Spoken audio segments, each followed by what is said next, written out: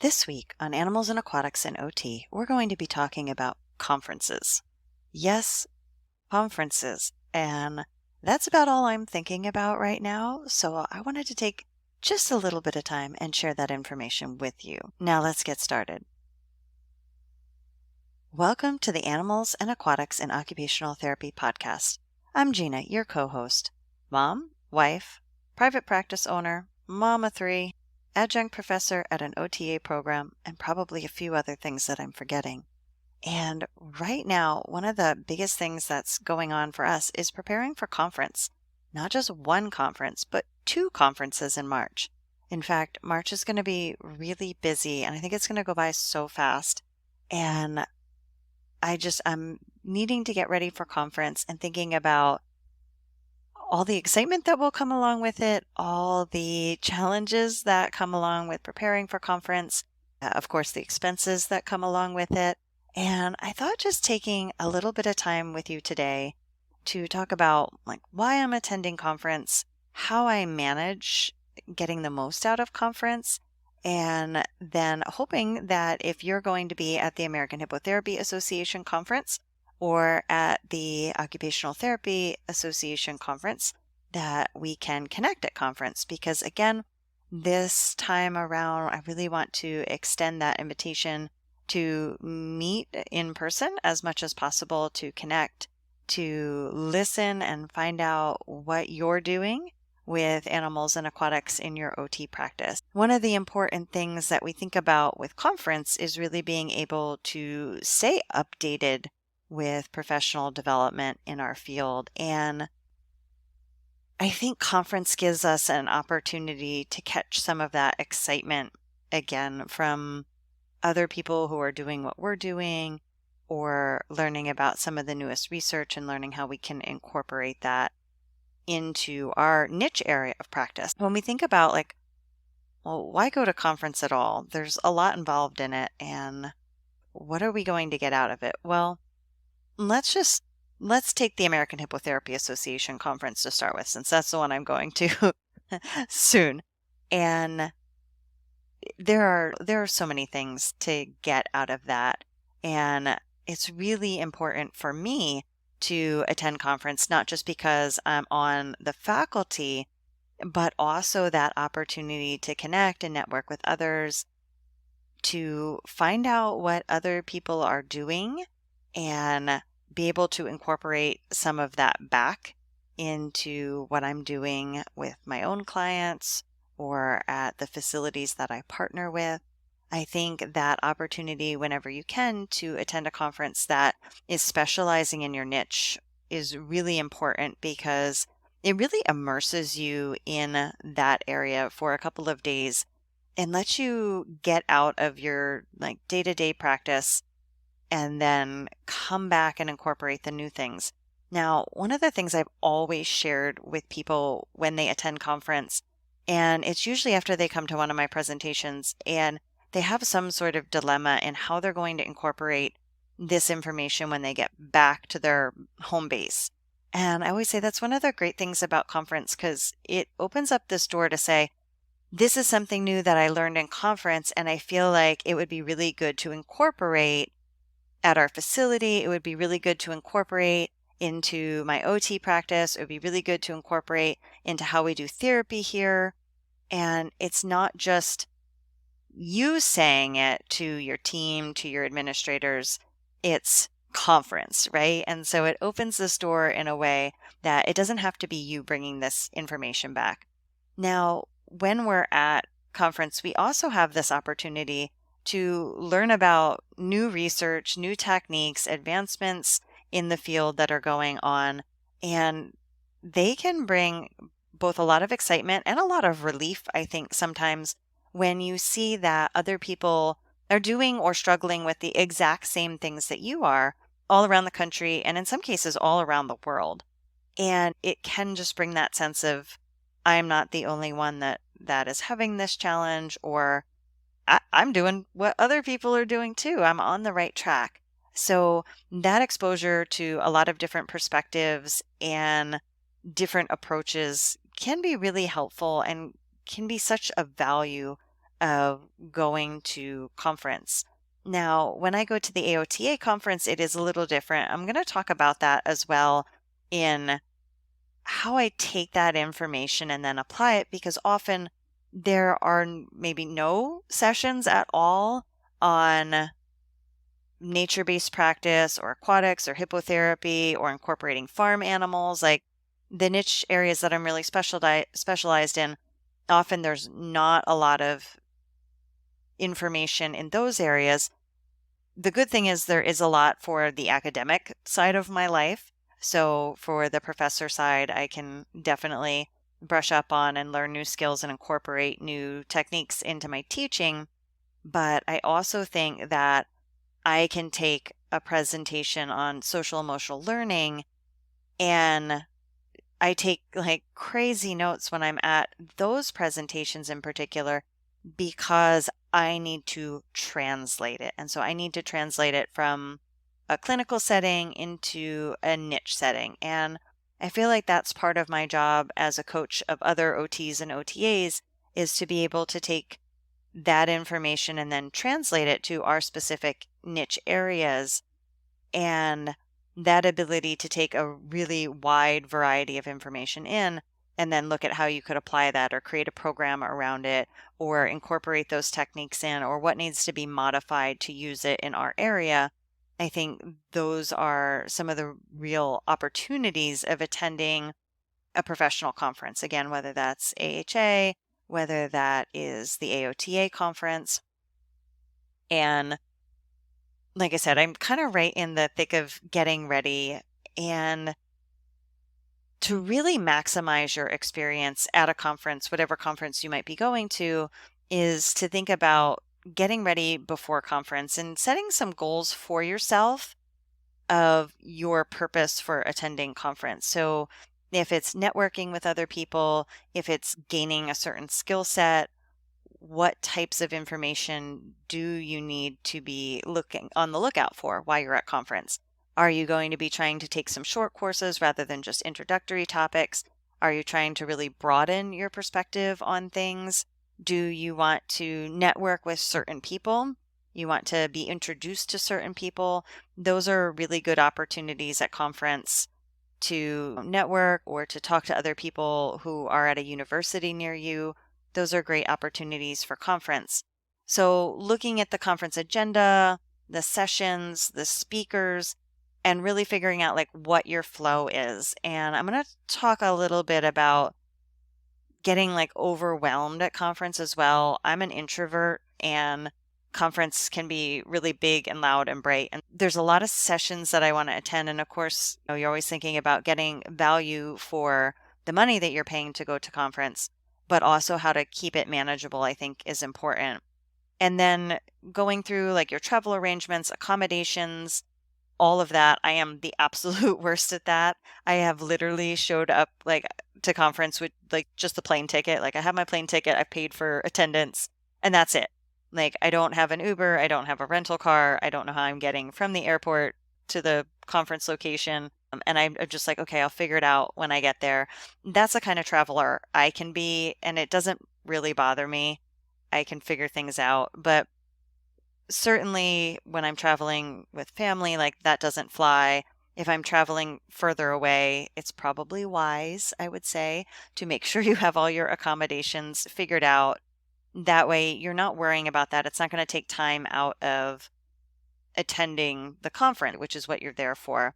And then preparing any material that you want to bring to share with others while you're there.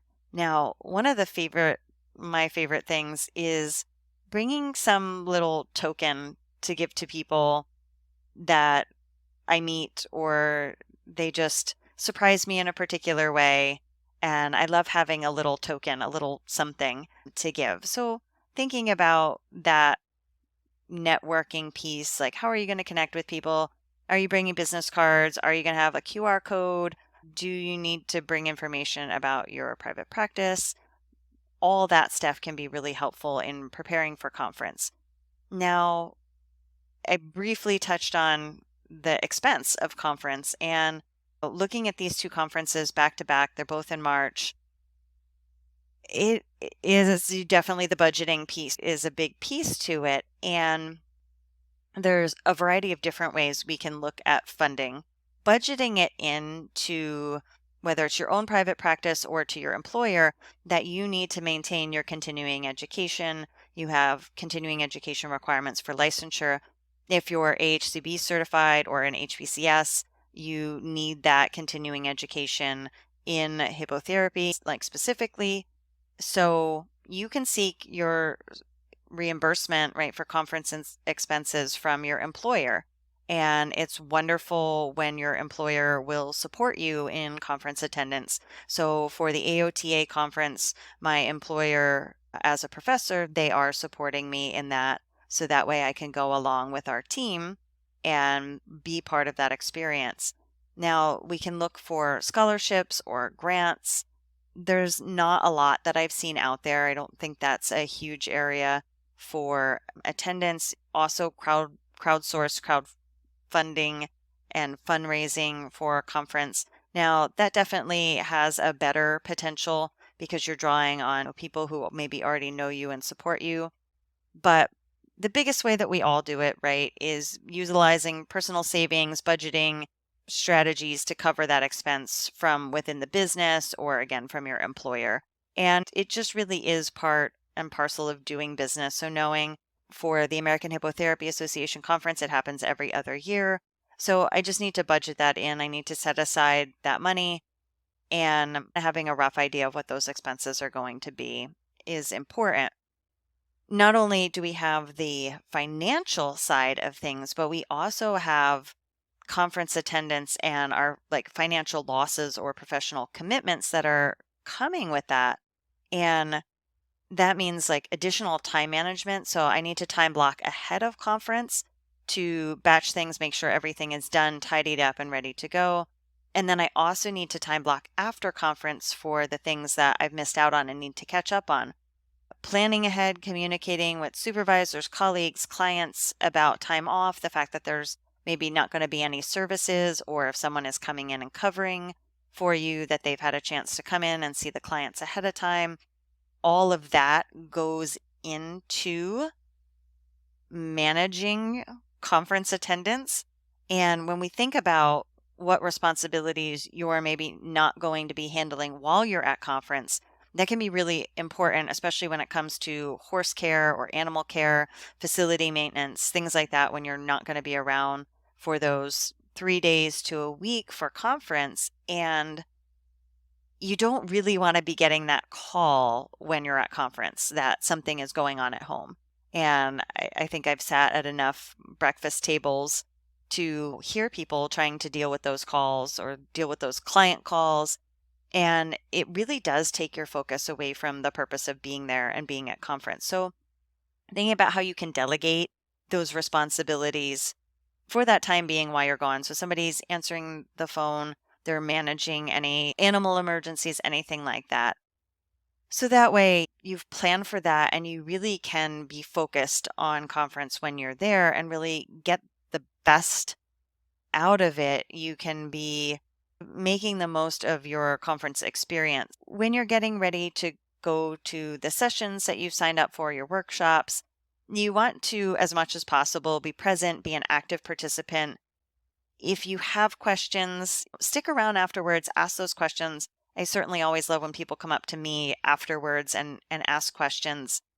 Presenters are there to share their experience, but getting feedback from the audience is the best, like one of the best parts of presenting. And that really helps you get some confirmation on what you're thinking, what you're planning, how your thoughts fit into what the presenter is presenting. And take some time, go to the exhibitors hall, look and see, support the exhibitors that are there. Same thing, ask questions to them, find out about what their products are, if they could help you in your business. I think one of the things that I really enjoy about conference, and I make a priority to do it, is to sit at different tables and to try to meet and talk with different people. It's super comfortable for me to hang out with the people I know. but I know that I'm going to gain much more insight and I'm going to hit some of those goals that I've set for myself if I mix it up and I try to sit with different groups at each mealtime we have. And that just gives me such an opportunity. So certainly come sit at my table if you see me at conference. I would love to chat with you. When we get to those breaks at conference, we can think about how we can incorporate breaks and self-care into managing how intense conference can be. Again, for me, it can be very overwhelming. There can be sensory overload, fatigue is an issue. It's that like, well, I'm only here for a couple of days. Like, I want to stay up. I want to talk to everybody. We're going to go out to dinner afterwards. Like, I don't want to miss out on those opportunities versus like, I'm just really tired. Okay. And then any stress that comes up, again, that could be stress from home, things that you're managing from a distance, or just the stress of learning a lot of new things. So you want to take time to take a break. If you need to go back to your room and your room is on site, that can be a really good thing. Even if it's just like 10 to 15 minutes, it can allow you to reset yourself. Making sure that you're trying to keep up some of your routines that you have from home, staying hydrated, eating, getting enough sleep, those things can really go a long way. I always find the eating thing a little bit challenging because often you're kind of on conference schedule or routine. And so I don't have access to food in the same way that I would have at home. And that can be really tough for me. I try to, like, sometimes I just pack snacks in my carry on. So I have them with me. Now, if you're thinking about being a presenter or you are presenting, I love presenting, absolutely love presenting. And so this is actually one of the first years that I am not a presenter, at least not that I know of, but I'm always good for a backup. I'm not presenting, but when you do present, it's great to come prepared, have that opportunity to get up, to speak to everybody. Conference presentations that are engaging in some way or active in some way, I think really help keep conference attendees' attention and having a real good starting and ending point. And although it may seem that you are repeating things if you're covering topics more than once within your presentation, often your audience is hearing it for the first time. So when you're thinking about presenting at conference, take some time, run through your presentation ahead of time. So that way, roughly how long it takes you. Remember, if you're nervous and you're speaking quickly, to take breaks, slow down. It's okay if you don't know the answer to a question. Just say, I'll get back to you. That's a really interesting question. I actually have to look up more about that. Thanks for asking. And it's not the end of the world, right? So practice your presentation. You can do it in front of your coworkers or in front of your family. That way they can give you some feedback and you can get the timing right for it. So as we went through today, I thought it was really important to talk about preparing for conference, managing your responsibilities at home, a little bit about funding and how you might pay for conference, and looking at that schedule, making sure you're balancing self-care, the actual knowledge piece, and then the networking piece. So those things are really the three things I look at as I'm coming up on like almost back-to-back conferences here is I want to make sure I get everything in, right? And to me, that's kind of everything. And then I'm going to take those presentation handouts, those notes, those things that I have, and that's when I'll really start to pull that information together and then put it into practice. And again, I have that opportunity to come back and say, this is something I learned at conference. I would like to try to incorporate it into our sessions and get your feedback on it. Might say that to families. I might come to my husband, Ryan, and say, hey, this is one of the things that I learned at conference. I want you to take a look over this and see if it's something you think we could incorporate into our private practice. Like, what do you think about this?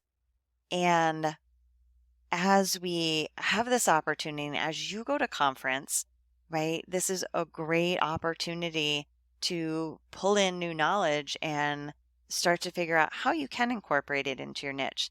Now, if you're just getting started and you've just listened to our Getting Started series, that may be a bit of a bigger jump to make. I'm just trying to figure out how to get started. I'm not at that point where I can incorporate and synthesize those new materials in. And that's okay too, because there are people like me out here that are doing that for you, that are getting those new ideas and innovations and then translating them into areas that are a niche practice.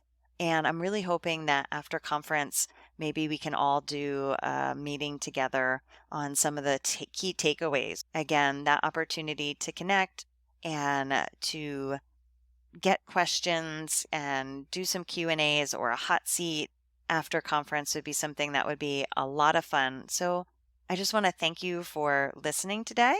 And I hope this was helpful. If you're going to be at conference, be sure to reach out. The easiest place to find me is at Apona Academy, or you can email me at aponaacademycommunity@gmail.com. It'll be in the show notes. Thanks for listening. See you next week.